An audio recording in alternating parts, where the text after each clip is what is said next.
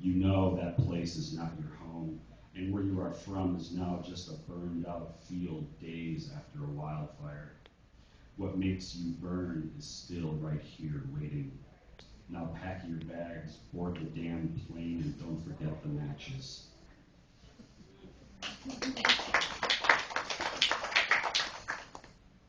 Last couple of Aprils, I wrote 30 poems in 30 days for National Poetry Month.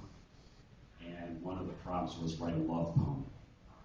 And I said to my friend, how do you do that? So he said, just go over the top with it. So this is called Over the Top Love Poem.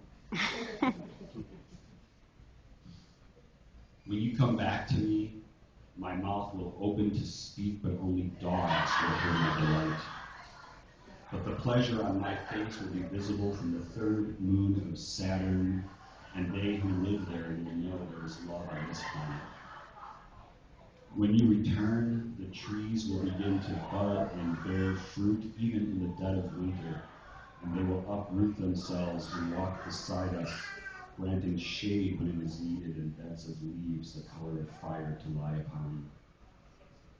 When you come home, the birds will sing your name in 37 different languages, all with perfect accents. And they will spell it out in avian cursive in a sky so blue it will make you feel as if you might drown.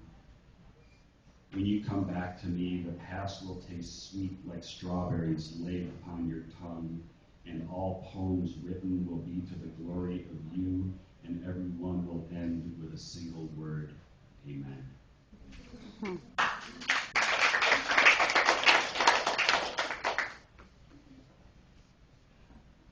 Another railroad poem.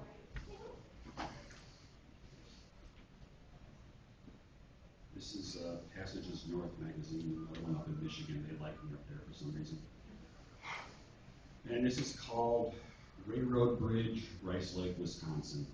I was up on a New Year's Day, winter, in a huge storm, driving around with my dad watching trains, and there was a railroad bridge, the tracks end, it's cut off, and it's bike trail north of there. So this guy thought the bridge wasn't used, so he was parked on the track and he was fishing off the bridge. And the trains used to back up on, so the train came and started backing up on the bridge, and this guy freaked out, threw his pole in the water, ran to his car to move it. It was kind of humorous. But I thought, why is this guy fishing in this cold weather on a bridge? So, it's called Railroad Bridge, Rice Lake, Wisconsin. I changed it a little. Summer, late afternoon, say a Thursday.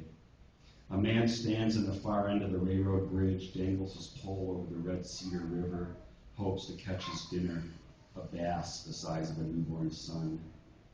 Next to his scuffed boot, a tackle box, lures, bobbers, pint of old granddad. He winds up, casts, reels back, casts again. His line snaps in the mossy air, the wooden lure hitting the water in vain. Even the fish are trying to swim away from this town. His tired Buick sits crooked on the edge of the curved spur leading to the laminate plant upriver that laid him off last fall. The tracks that cross the bridge are amputated. From there, a bike trail grows north. Nothing else does.